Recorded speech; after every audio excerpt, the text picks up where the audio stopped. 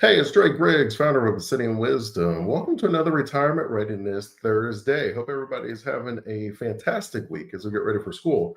So, today we're going to follow along Kenneth. He's a retired doctor, married man, and he's trying to figure out more than just the next 25 years as far as his retirement is concerned. He's trying to leave a legacy. He wants to make sure his life's accomplishments don't disappear when he does. And so, we went through some of the strategies of making sure that you enjoy your retirement. We don't want to shortchange you and all the work that you've done, but also being mindful about where should we put things to be in the most efficient and effective manner as far as passing it on. And we'll go through some strategies that you could think about, and we'll see what he ultimately decided to do and what you could kind of do as well for yourself. And so one of the things that I do want to share with you and that we'll often see, actually, let me see if I can update. Give me 1 second. It looks like my live was not working on that one. I just got to give a new live real quick for my friends over there on Instagram. It's saying that they can't see anything. So give me 1 second, and I will update that for them.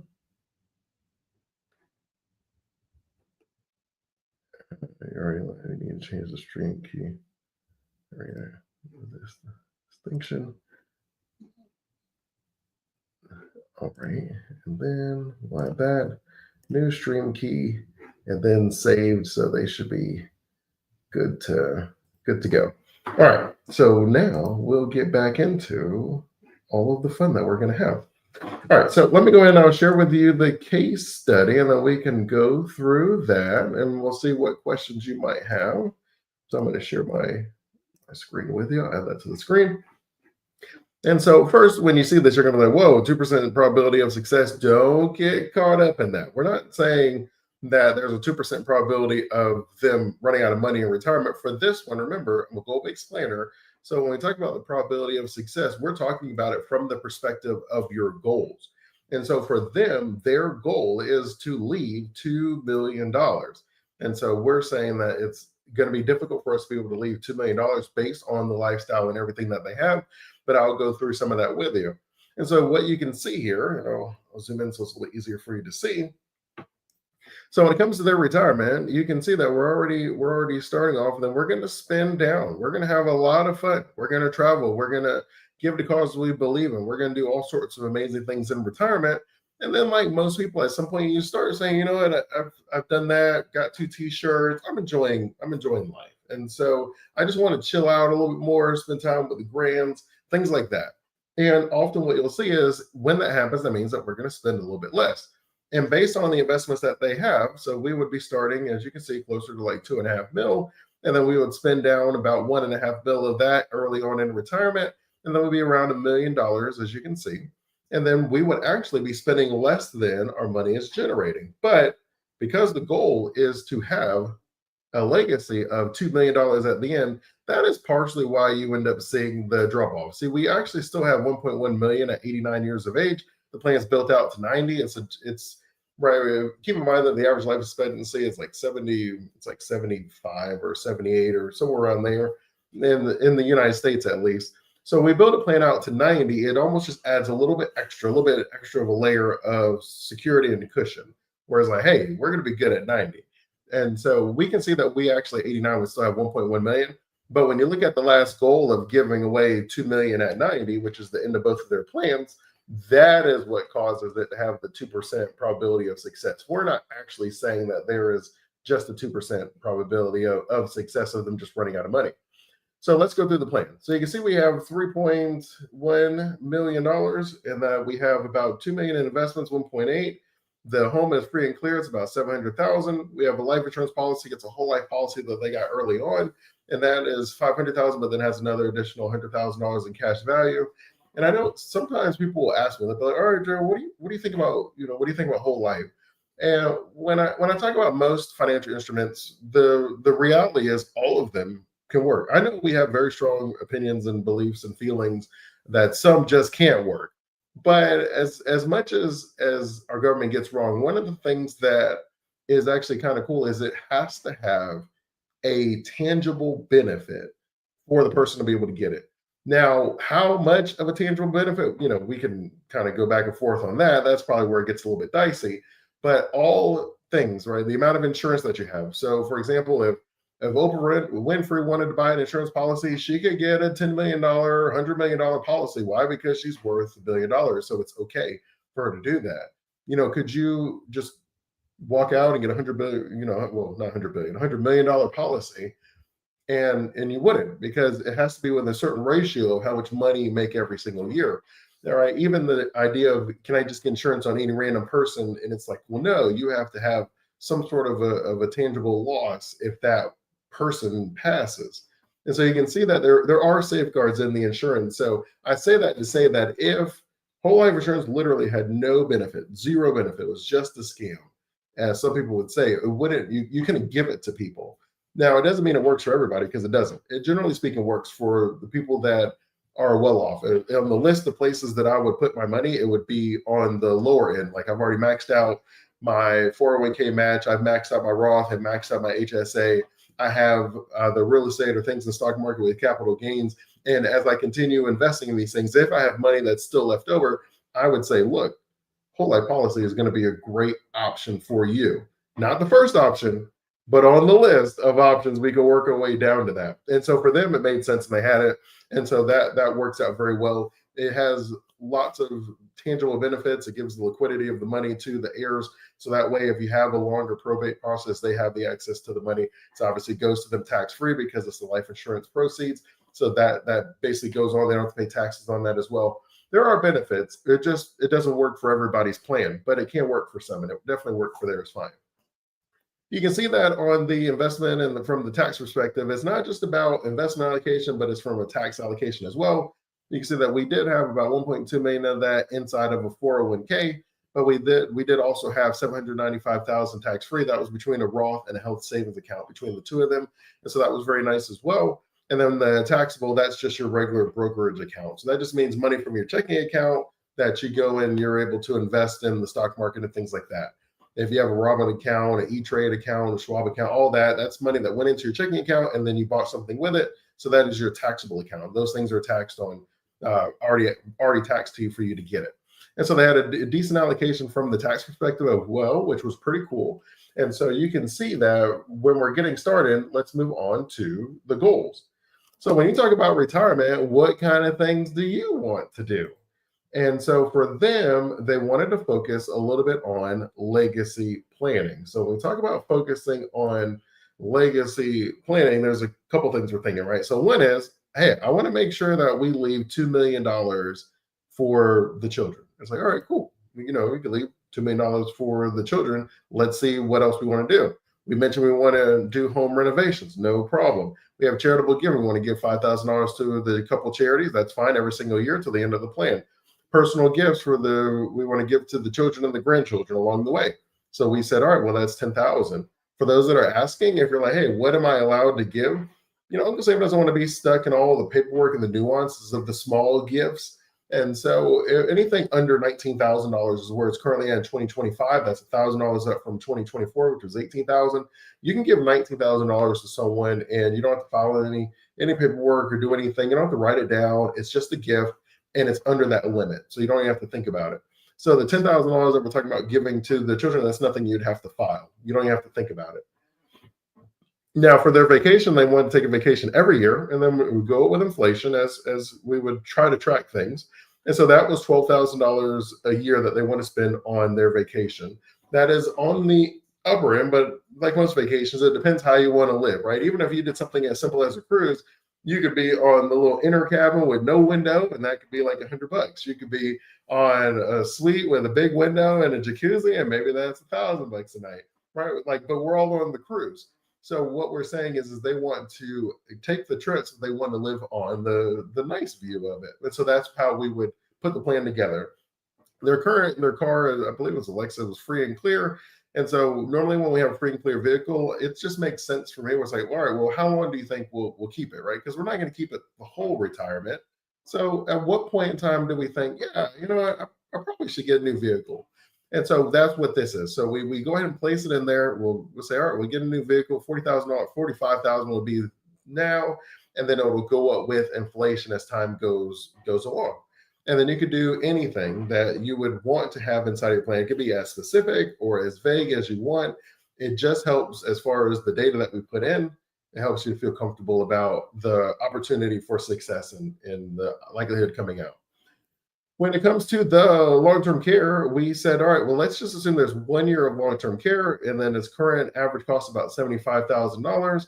And then we normally talk about how it splits between either in-home care, that's when they come to you just in your home, assisted living, that's when you drive somewhere, and maybe it's physical therapy or something like that, where it's not a 24/7, but it's here and there when I need it. And then you have a nursing home, which is full-blown coverage. So normally you'll go there and you have round the clock 24/7 coverage, and so the cost will vary depending on that. And so we didn't have long-term care insurance, but we were able to set something aside. And then they did already have the money that we mentioned was setting in the HSA account, so we could use that as well for that. And then just the national average of healthcare is currently about $6,400 a year. And the numbers say that over the life of our retirement, that just on your Medicare premiums, the different copays and different things, that we'll probably spend somewhere around 200,000 as an individual to $400,000 as a couple. Right. So we normally would want to be thinking about these things as far as our money going, and then just the regular expenses, eating out, entertainment, the cable, electricity, water, all those. That's about $7,000 a month for them. And so then that puts the plan together. So that's what sets us all up. Now, as far as I think we're good on that. All right. So when you're talking about the retirement plan, the plan for both of them was to wait until 70. And the reason they ended up saying to wait till 70 is because they had the money that they felt that they could spend.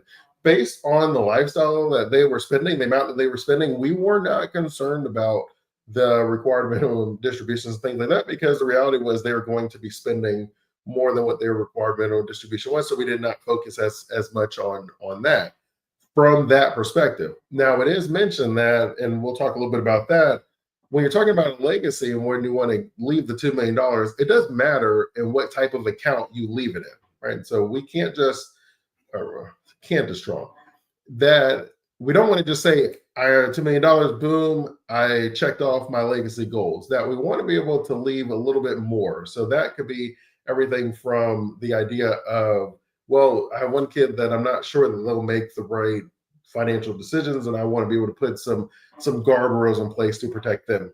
They could be everything from, like if my spouse, and I want to make sure that my spouse has access to the money, but I don't want them to have access to the assets because we have a blended family, and I want to make sure it goes to the kids in a certain way. Like there's certain things that we can set everything up. So I'll go through a handful of those with you. And so what I'll do is I will share my whiteboard with you. And I do think that this is important, and probably one of the things that just aren't talked about as much as they should be, which is how do I want to leave the assets? And the reason I think it's important is because most of the time we're just thinking, look, if I get the money and I leave it, we're fine. But the numbers show that generational wealth is gone by the third generation, like 90% of the time. So it takes more than that. And we've seen that even with people who win the lottery. Majority of them file for bankruptcy within 3 years of winning the lottery. Professional athletes, majority of them are broke within 3 years of retiring. So it takes a lot more than just the money.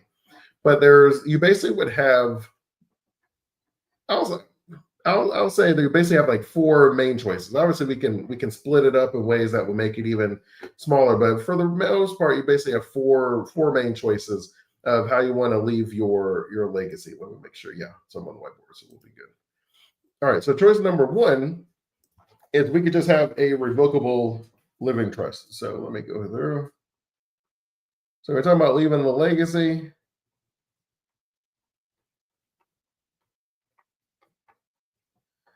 All right, so number one is you can have a revocable living trust. That's just a living trust. Revocable and irrevocable, those are basically the two main ways you would design one. When I say revocable, it means that I can change it, right? I have control of the assets in it. I can say my house belongs to the Griggs Trust, and I can go write the house in the name of Griggs Trust, and they can sign and pay the bills with the bank. I can then have Griggs Trust sell the house back to me because it's revocable. I'm allowed to change it. So irrevocable means like once it's gone, it's gone. The trust and however it's designed, they make all the decisions, and there's pros and cons to all of them. So on the why, when you talk about revocable living trust, for most people, we're talking about the number one thing that I want to accomplish with this is I want to avoid probate. I don't want my family in court fighting over what they believe were my last wishes. I don't want them having no arguments about who's supposed to get this and who's supposed to get that, because we get to avoid probate, and it has clear outline, assuming that we wrote that it's written well. So it has a clear outline of who gets what, and so we don't have to worry about it. And then it just keeps the plan private, which is one of the things I like about it. Right, so we keep it private. You cannot Google it, because the probate court, you can Google anybody's court. It's in public records, right? It's court, so it's public records. And then you can see what happens. And oftentimes I use celebrities that don't have it designed in the proper way, because then it ends up going to probate, so it's in court. So if you want to keep something private, you want to have a clear outline, and then you want to avoid probate. Those are all reasons that a revocable living trust is nice. But if you're thinking of it from a tax perspective, there are no special tax benefits. And the reason I say that is because a lot of times everybody's like, oh yeah, the trust, no matter which one I have, I'm not going to pay taxes on it. And the reality is Uncle Sam is, he's not a dummy, right? So he may not make the best decision, but he's not a fool. And all we're saying is that if you have the ability to rewrite who owns something, then you still have control of the assets from Uncle Sam's perspective. And because you still have control of the assets, I'm going to have you pay taxes on it because you have control of it. And the same with creditors, where if you filed for bankruptcy or something, it's not impossible for a judge to say, hey, you need to go in that trust and you need to rewrite that into this person's name, because it's revocable. You have the ability to change the ownership. You can revoke the ownership from the trust, give it back to yourself. We would like you to revoke the ownership of the trust and give it to the defendant, the plaintiff, et cetera, et cetera. So this is not one that you have the tax benefits or the protection from creditors. But if I want to avoid probate, keep it private, and give a clear outline of how I want things to be given out, then this would be the option. So we could put the $2 million for the legacy plate inside of a revocable living trust. And so some people enjoy that one.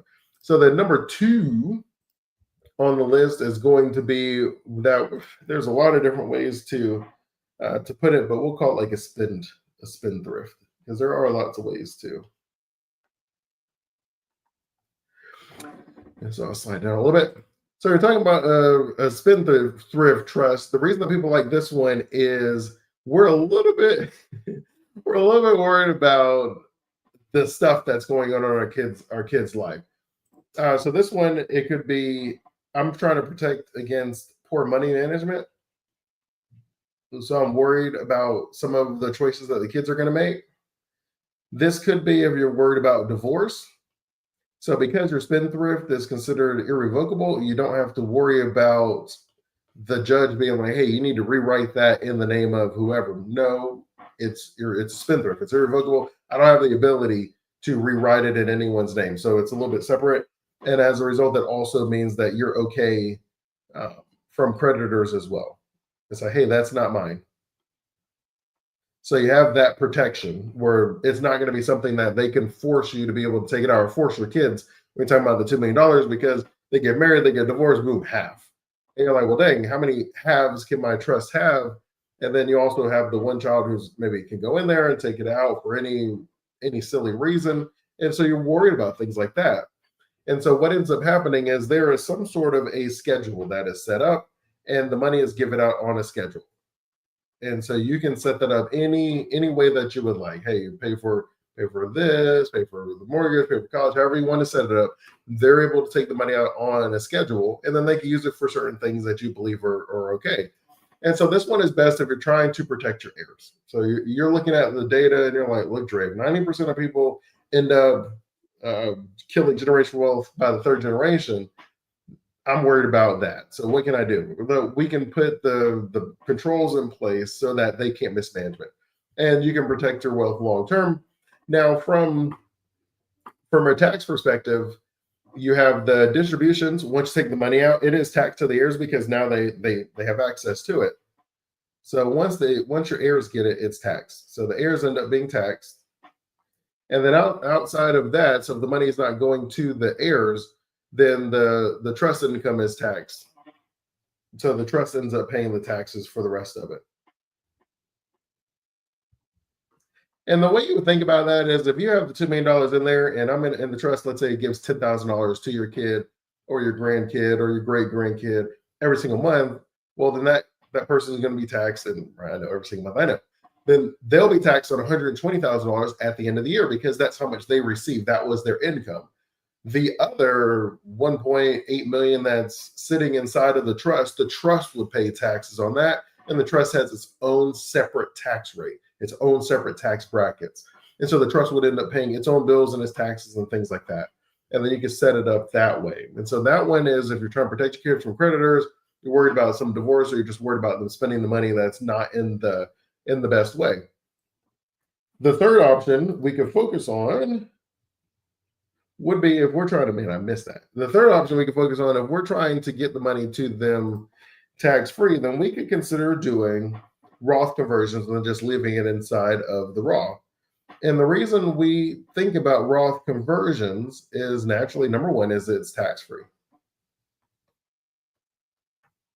Number two is you don't have any RMDs, required minimum distributions, and that's just the amount of money that you're required to take out each year. So because we don't have to worry about that, the money is already set up in there, and so you have the money inside of a Roth and then coordinate with your trust. So you could have the trust own the Roth, and then the Roth is inside of the trust, and then the money is tax-free in there, and then it continues growing.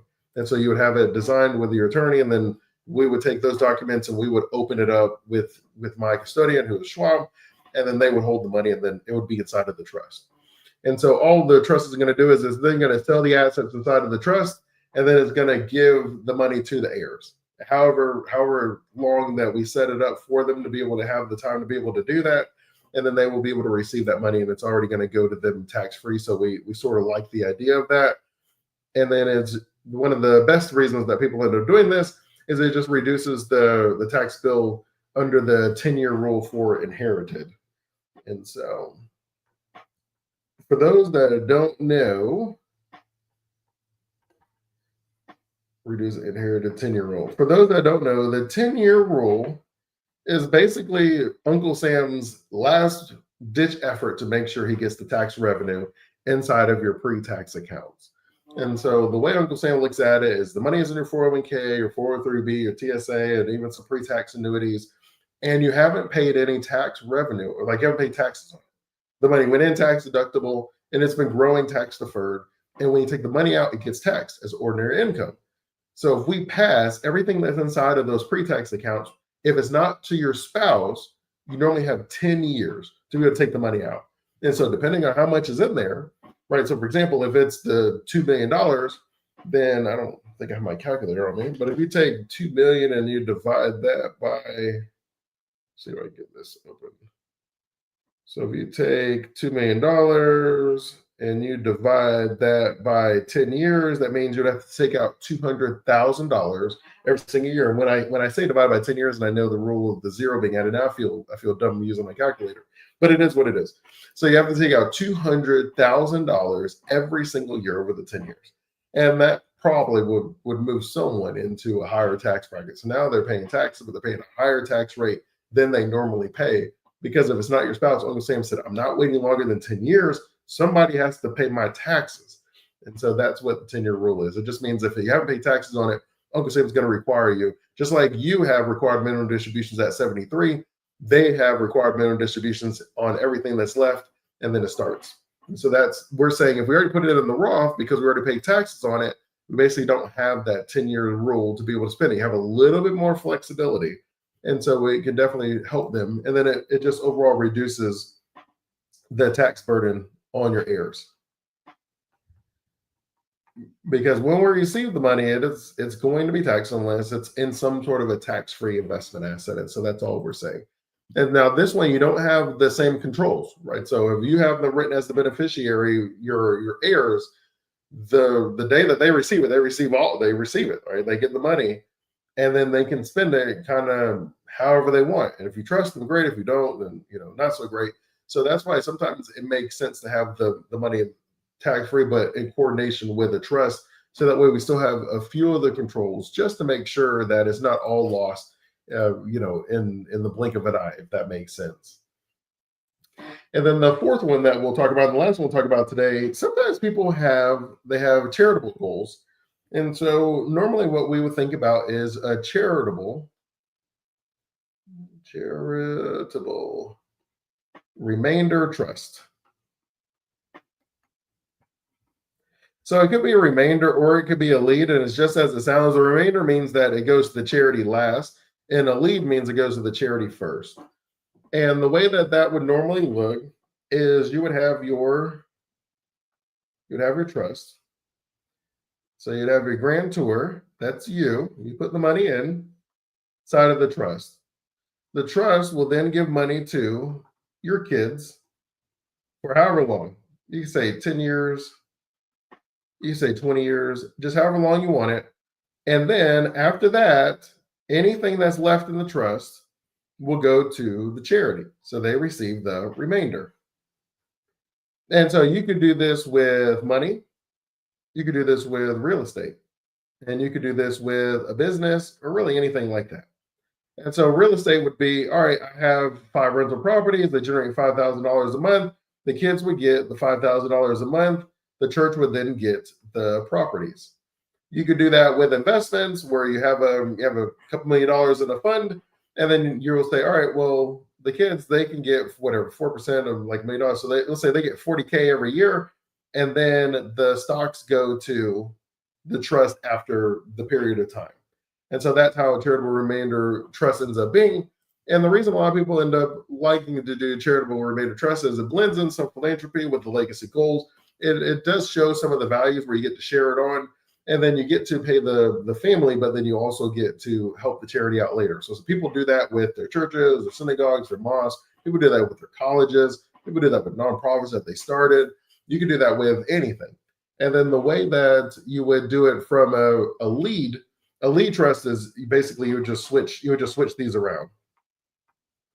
So in a lead trust, the church would receive the money. So let's say you give the church $1,000 every Sunday. You can have your trust give the church $1,000 every Sunday, and then it could do that for the next 10 years or 20 years, however long you want. And then your children receive the asset. So you can do it the other way around. So that's a charitable lead trust. I lead with the charity. Charitable remainder, I end with the charity. And you can decide either way as far as that, but it does let you assign some values. We're able to pass that along to your heirs. We're able to be like, yeah, this is the type of things that we were raised on and were important. It's nice to see that mom and dad were able to do that. And so you do avoid large capital gains if you do the charitable remainder trust, because they're just going to be receiving the income stream. And so it's going to be steady. It's not going to be receive everything, pay taxes on everything. It's going to be a steady amount that you'd receive. And then the taxes are partial. So we end up having the trust pay some taxes, the charity writing off some taxes, the kids having to pay some taxes. We're able to see that deduction today. And so for most people, we'll say, all right, if the goal is simplicity, then this one is not the one that I don't recommend as often. But if it is possible, all you do is call it a TOD, and that is a transfer on death. And so that is for anything where you just simply write the beneficiary. If you have something you're able to write the beneficiary's name on it, then it's done. It's transfer on death. Like, we don't have to think about it. If I have a 401k, I could do the beneficiary. If I have life insurance, I could do the beneficiary. My IRAs, I believe you can set it up with a beneficiary. And so any of those, you don't even have to worry about it. It's just, boom, it's cheap, it's easy, it transfers automatically. It's very simple in the process. Clear beneficiaries, they receive it. So you don't have probate, because remember, probate is just freezing of the assets to rewrite them in the names of that you wrote in the will. So if you already have a transfer on death, that doesn't go to probate because it's just boom, it's already done. Same with the trust, boom, it's already done. And so if anything isn't boom already done, then it goes to probate, and then they read the will and all those documents are there. So, but your heirs are still taxable on the amount. And so normally what we end up doing is we like flexibility. So sometimes, a lot of times, we'll do like a blended approach. So for Ken, they have the revocable living trust to control the distribution and avoid probate. So that's what they have now while they're still alive, right? Living trust, revocable living trust. Again, they have the spendthrift provisions because we do want to make sure that we have some protections for the kids against themselves and against the world, creditors and things like that, poor decisions, and then also just like divorce and creditors. So we have the spendthrift provisions in there. And then we do at times when they're like when that's the priority, we do have the option to do the Roth conversions, but early on in the way that they're spending for their retirement, we didn't have to worry about that. And then the life insurance is directed to the trust for the guaranteed tax liquidity. So the beneficiary and life insurance is the trust. And then we did do the beneficiary designations. And I recommend you to do that at least like once a year. Just make sure your beneficiaries are correct because things happen in life. And if you just get in the habit of New Year's, new beneficiaries, even if you don't change anything, just January 1st, I'm just going to look at it. And just like, all right, those are all the right names. And then normally that's how you would do it. So you would set it up that way and you have a nice blended option for you. And so those are normally going to be the things that we would be thinking about when you're talking about, all right, well, how do I pass on the $2 million? Because it's not enough to just say, I got it, it's there, we're good. It's like, how do I make sure that they don't have a big tax expense? How do I make sure that they don't accidentally spend it and, buy like a Lamborghini tomorrow or something crazy? How can I protect them? And so those are normally going to be the ways that we would do that. Now, sometimes people will ask me, and that's where we'll end. They'll say, all right, Dre, well, what if I wanted to do something today? And so if you wanted to do something today and you wanted to be able to save on the taxes, I will actually show it to you because the IRS tells you. So it just makes it easy for all of us. And so hopefully you're finding value in this. All right, so you can see that it says, look, what can be excluded from gifts? And we already talked about one of them, is that the gifts are not more than the annual exclusion. And that's 19,000 currently. For a couple, it would be 19,000 times 2, 38,000. And then you have your tuition or medical expenses that you pay directly to the hospital. Boom, that is a gift that you don't have to pay taxes on, you don't have to worry about. And then if you pay it to the college, so they're in college and they have college tuition, you pay their tuition bill to the college, not to them, to the college. If you give it to them, then it counts as a gift, and then everything over the 19,000 you'd have to be looking at for a gift tax. But if you give it directly to the college, then it doesn't none of it counts. And then you have gifts to the spouse because you're basically considered one person, so it's like giving to your left hand or your right hand. And then you have the gifts to political organizations for its use, which is like ridiculous, I know, but it is what it is. And so those are the ones that you're able to currently, if you wanted to give gifts while you're alive and not have everything set up as the legacy play. And the reason I do like the idea of giving some gifts while we're alive is because we get to see them spend it right. It's almost like buying Christmas presents. You sort of like to see what they do with the present. It just makes you feel warm and fuzzy. They put on the outfit that you bought. They take the trip that you bought, and you see the pictures, and they're like, "Oh, thank you, you're so great." Because a handful of people had just passed this week. It was like Hulk Hogan, Ozzy Osbourne, and then Malcolm from the Cosby Show. And I'm someone who likes the idea of celebrating people while they're alive, just letting them know, hey, you meant a lot to me. You were super impactful. And we appreciate all the great things that you've done. You made me a musician. You made me, a wrestler. You made me a spoken word poet, right? Like, I love that. And so sometimes it's nice to be able to celebrate the person. So it's like, hey, you pay for my college, where I've been to events where someone who graduated from college was like, hey, thank you, Uncle blah, blah, blah, because, you paid for my college and now I'm going to be partner in this law firm.